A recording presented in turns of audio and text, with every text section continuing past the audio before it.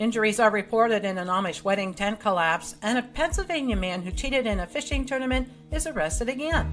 Today is Friday, October 27th, and this is 570 News on the Go, brought to you in part by NorthCentralPA.com. Becoming mostly sunny today, a high near 80.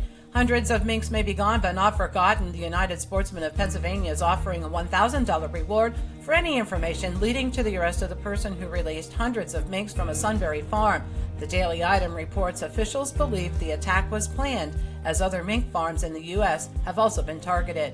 A Jersey Shore man is accused of threatening to blow up a CVS pharmacy. 68-year-old David Duell was reportedly frustrated that he was having trouble getting a prescription filled.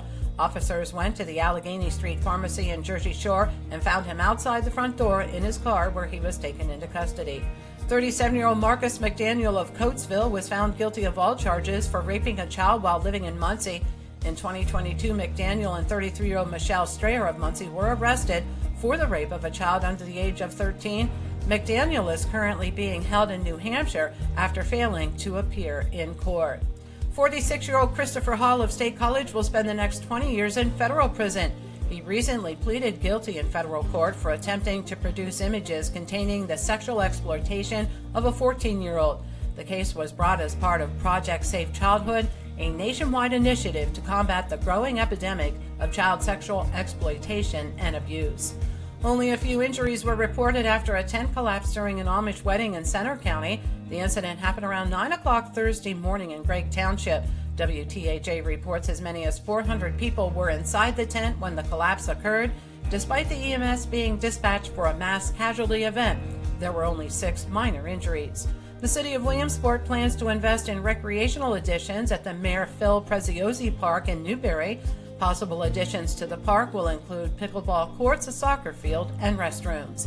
Another Penn State fraternity has been suspended for hazing activities. The Psi chapter of Phi Kappa Sigma, known as Skulls, is accused of widespread and perverse hazing behavior. According to StateCollege.com, 8 fraternities at Penn State are now currently under suspension. A State House subcommittee will hear testimony next week as the Commonwealth considers adult-use marijuana legislation. Another newspaper of record has folded up. Yesterday was the last day of publication for the McKees Rocks Gazette 2.0. A funeral wake will be held November 2nd. Since the start of the pandemic, over 360 newspapers nationwide have gone out of business. And the Pennsylvania man who cheated in an Ohio fishing tournament has been arrested for poaching deer in Pennsylvania. The Game Commission announced 36-year-old Chase Kaminsky harvested several white-tailed deer out of season and without a license.